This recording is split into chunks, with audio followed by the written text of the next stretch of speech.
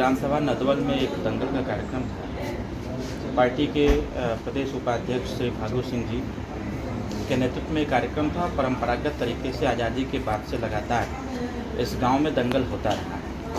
मैं चुनाव के दरमियान जब मैं यहाँ आया था तो लोगों के द्वारा ये बताया गया था और लोगों की इच्छा भी थी कि जब दंगल हो यहाँ तो आप ज़रूर पधारें। तो मैं पहले से वादा किया था कि मैं ज़रूर आऊँगा। आज उसी कड़ी में यहाँ की आम जनमानस जो बहुतायत संख्या में लोग उपस्थित थे, एक ही सांसद से मुलाकात भी हुई और दंगल में दो पहलवानों के हाथ मिलाने का भी अवसर प्राप्त हुआ और एक प्रेरणा लेने का भी अवसर प्राप्त हुआ कि आने वाले समयों में जिस प्रकार से ये कुश्ती और कबड्डी, ये तमाम तरह के जो खेल हुआ करते थे, ये कहीं न कहीं विलुप्त होते नज़र आ रहे हैं। लेकिन इस धरा ने, इस क्षेत्र ने अगर इस चीज़ को बढ़ावा दे रहा है तो हम जैसे लोगों का ये कर्तव्य बनता है कि इसको और तन्मयता के साथ, तत्परता के साथ इसको और आगे बढ़ाने का भी बंदोबस्त किया जाए। आपने 2,10,000 का पुरस्कार भी दिया है कमेटी को। देखिए, इसको पुरस्कार नहीं कहा जा सकता, इसको प्रोत्साहन कहा जा सकता है, क्योंकि व्यक्ति कहीं न कहीं जब उसको प्रोत्साहित करेंगे, जैसे इस भीड़ में 4 जनरेशन के लोग थे। एक वो जो 90 साल का भी व्यक्ति बैठा था, जो अपने समय में बहुत सारे दंगलों को देखा। एक वो जो 35 से 40 साल के बीच का रहा है, उसने कम दंगलों को देखा होगा और कम समझ रहा होगा। एक वो जो लगभग 18 से 22 साल के बीच का रहा होगा, वो उससे कम समझ रहा होगा। लेकिन एक वो भी व्यक्ति बैठा था उसमें जिसकी उम्र 10 साल, 12 साल, 15 साल थी। वो ज़रूर दंगल को देख करके कल्पना कर रहा होगा कि उस समय कैसा होता होगा। तो एक प्रोत्साहन था कि क्षेत्र में इस प्रकार के जो कार्यक्रम होते हैं, ऐसे कार्यक्रमों में कहीं न कहीं एक प्रकार से लोगों की मेहनत उजागर भी होती है। जो लोग इसमें पार्टिसिपेट करते हैं, भाग लेते हैं, ऐसे लोगों को, जैसे बनारस से चल करके यहाँ तक आए लोग, हमने उसमें कई हमारे परिचित भी पहलवान थे। बनारस जिस अखाड़ा से लोग आए थे, उस अखाड़ा पर मैं खुद जाता रहता हूँ। तो एक दूसरे को मिलाने का भी है। और सबसे अच्छी बात यह है कि ये जो एक अखाड़ा है, ये अखाड़ा कहीं दुश्मनी पैदा नहीं करता है। लोग लड़ते ज़रूर हैं जीतने के लिए, लेकिन लड़ने के बाद आपस में भाईचारा का संदेश भी देते हैं, जो संविधान में कहता है देश में समता, स्वतंत्रता, बंधुत्व और न्याय होना चाहिए। इससे बहुत सारी चीज़ें, देखिए, कहीं न कहीं सारी चीज़ें एक दूसरे से कनेक्ट हैं। और अगर कनेक्टिविटी को देखा जाए तो क्रिकेट के मैदान में एक दूसरे के विपरीत परिस्थितियाँ होती हैं, लेकिन जब कोई जीतता है, कोई हारता है, लोग आपस में मेलजोल करते हैं। ये सारी चीज़ें जो कॉन्सेप्ट तैयार किए गए भारतीय संविधान के द्वारा, सब कुछ अच्छा चल रहा है। मैं तो बहुत बहुत धन्यवाद दूंगा इस क्षेत्र की जनता को कि जो परंपरा विगत समय से चलती आ रही थी, उस परंपरा को हमारे फागू भाई ने जीवित रखने का काम किया। उनको धन्यवाद देता हूं। और जो भी प्रोत्साहन हमारे द्वारा, माननीय विधायक जी के द्वारा या आम जनमानस के द्वारा प्रोत्साहन के तौर पर दिया गया, वो सिर्फ प्रोत्साहन नहीं है, वो आने वाले समयों के लिए उनका कॉन्फिडेंस लेवल, उनका आत्मविश्वास और बढ़ाने का काम करेगा। खिलाड़ियों की बात की जाए तो जो खिलाड़ी हैं वो सीमित हो जाते हैं यहीं तक, जो ज़िंदगी भर यही दंगल, मतलब जिले जिले दंगल खेलते हैं। ओलंपिक भी आया, लेकिन उत्तर प्रदेश समाज से 6 प्लेयर गए। तो उत्तर प्रदेश के खिलाड़ियों के लिए आप क्या कहेंगे और उनमें क्या, मतलब आगे बढ़ाने के लिए क्या करेंगे आप? देखिए, ये आपकी बात सही भी है, और हम जैसे लोग अगर इसके बारे में नहीं सोचेंगे तो फिर कौन सोचेगा।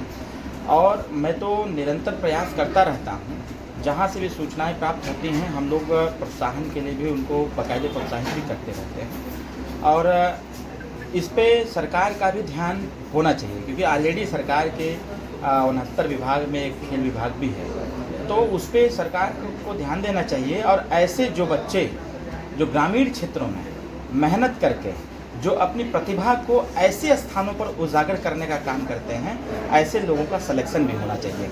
अगर आवास के लिए ऑनलाइन एप्लीकेशन, ऑनलाइन आवेदन होते हैं, प्रमाण पत्र के लिए ऑनलाइन आवेदन होते हैं, तो वैसे ही खेल विभाग ये तय करे, ऐसे जो प्रतिभावान बच्चे हैं, ऐसे लोग भी अपनी प्रतिभा को दिखाने के लिए सरकार के द्वारा, जैसा अभी खेलो इंडिया का एक चला था पिछले साल, बहुत सारे जो कार्यक्रम चला था खेलो इंडिया का, उस प्रकार से ऐसे खेल का आयोजन करना चाहिए अलग अलग तरीके से, जिससे कि उसमें जो प्रतिभावान बच्चे हैं वो निकल कर सामने आवें और सरकार उनको प्रोत्साहन दे, और प्रोत्साहन के साथ साथ उनको अवसर दे। क्या कारण है कि आपने मतलब आपकी पार्टी का सिंबल चेंज हो गया है? आखिर क्या वजह पड़ गई कि आपको सिंबल ही चेंज करना पड़ गया? देखिए, टेक्निकल चीज़ें हैं, जैसे कि लंबे समय से हम लोग चुनाव निशान छड़ी पर हमेशा चुनाव लड़ते आए हैं, लेकिन अभी जैसे यहाँ से मैं चुनाव लड़ा, लगभग 80,000 वोट बेवजह हाकी को चला गया। तो कहीं न कहीं ये सिर्फ इस बार का मसला नहीं है, जब से ये पार्टी चुनाव लड़ रही है तब से ये जरूर सिंबल के तौर पर अगर उस ईवीएम मशीन में या फिर बैलेट पेपर पर, जब बैलेट पेपर से चुनाव होते थे तब भी दिक्कत हम लोगों को होती थी, तो जरूर वो हाकी को ही छड़ी मान करके, जो पढ़े लिखे मतदाता नहीं है, जागरूक मतदाता नहीं है, जो मतलब सिंबल एक से दूसरे सिंबल में तर्क या समझ नहीं पाते हैं, ऐसे लोग जाकर उस पर मोहर मार देते थे, बटन दबा दिए। उसी का परिणाम रहा जब हम लोगों ने समीक्षा किया तो जैसे यहाँ 80,000 वोट मिला। जब हम लोगों ने समीक्षा किया और पूर्व के चुनाव का आकलन किया तो ये पाया गया कि 8,000 10,000 वोट अमूमन ये पड़ ही जाता है। तो इसीलिए हम लोगों ने एक और कॉन्सेप्ट दिया। अभी 12 तारीख को पार्टी का प्रदेश अधिवेशन था, पार्टी का कार्यक्रम था, राष्ट्रीय अध्यक्ष का चयन हुआ, मेरा भी चयन हुआ, बहुत सारे मंत्री जी के प्रतिनिधि भी बनाए गए, जिलाध्यक्षों की घोषणा हुई, संगठन का विस्तार हुआ। अभी 21 और 22 तारीख को मुंबई में पार्टी का राष्ट्रीय अधिवेशन है, इसलिए मुंबई में रखा गया है क्योंकि सुहेलदेव भारतीय समाज पार्टी 9 स्टेट में पार्टी को चलाती है। हर जगह से कार्यकर्ताओं से जब पूछा गया तो उनका कहना यह था और हम लोगों का तर्क यही था कि समाज में व्याप्त कुरीतियां, समाज में जो अशिक्षा थी, कहीं एक रूपता नहीं थी, जो तमाम गरीबों को सताए जाते थे, कहीं न कहीं 21 साल के मेहनत में चुनाव निशान छड़ी का सहारा लेकर के हम लोगों ने सबको जागरूक किया। जागरूक इतना कर दिया कि अब गांव का गरीब जो अशिक्षित भी है वह भी अपने अधिकार को जानना और पहचानना चालू कर दिया। तो हम लोगों ने कहा जो गरीबों के लिए बंद ताला है उसको खोलने के लिए चाबी की आवश्यकता है। सुहेलदेव भारतीय समाज पार्टी का जब निर्माण हुआ था तो यही बात से निर्माण हुआ कि गुलामों को गुलामी का एहसास कराकर उनके पैरों में जकड़ी हुई बेड़ियों को तोड़ना सुहेलदेव भारतीय समाज पार्टी का मकसद है। और उस पैरों में जो बेड़ी लगी है उसमें ताला लगा है। अब हमको चाबी की आवश्यकता थी, हमने चाबी लिया और उसी चाबी से हर दरवाजे खोलेंगे। सामाजिक, शैक्षणिक, राजनीतिक और आर्थिक के साथ साथ बेरोजगार नौजवानों को रोजगार कैसे प्राप्त हो उसके लिए भी हम लोग काम करेंगे। मोदी जी आज लाल किले से यूसीसी पे बात की है, यूसीसी पे आपका क्या विचार है?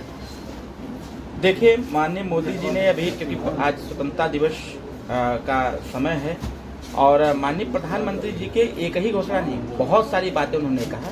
हमारा फोकस उस पर होता है क्योंकि हर बार घोषणा होता है। कहीं न कहीं निचले स्तर पर वर्तमान सरकार में घोषणा तो पहले भी बहुत होते थे। 15 अगस्त और 26 जनवरी के अवसर पर देश टकटकी लगा करके टीवी स्क्रीन पर देखता था और सुबह पेपर का इंतजार करता था, पेपर आवे, हमें समझने का प्रयास करें कि आखिर सरकार ने हमारे लिए क्या किया। पहले घोषणा होता था और आज उस घोषणा पर इम्प्लीमेंटेशन भी होता है, उस पर पहल भी होता है, उस पर काम भी होता है। सिर्फ एक ही बात नहीं, माननीय प्रधानमंत्री जी ने बहुत सारे मुद्दों पर चर्चा किया, देश की गरीबी पर, देश की बेरोजगारी पर, देश की शिक्षा पर, देश की सेना पर और अपने अंदर जो वाह्य सुरक्षा है उसको भी लेकर तमाम तरह की बातों पर चर्चा हुई। कहीं न कहीं उस पर अगर ध्यान दिया जाए तो हमारी सरकार, भारतीय जनता पार्टी एनडीए की सरकार बेहतर प्रदर्शन कर रही है। आज ये सबसे शुभ अवसर स्वतंत्रता दिवस का हम सब लोगों को हम बधाई भी देते हैं और आपके चैनल के माध्यम से पूरे देश के लोगों को बहुत बहुत बधाई और शुभकामनाएं देते हैं।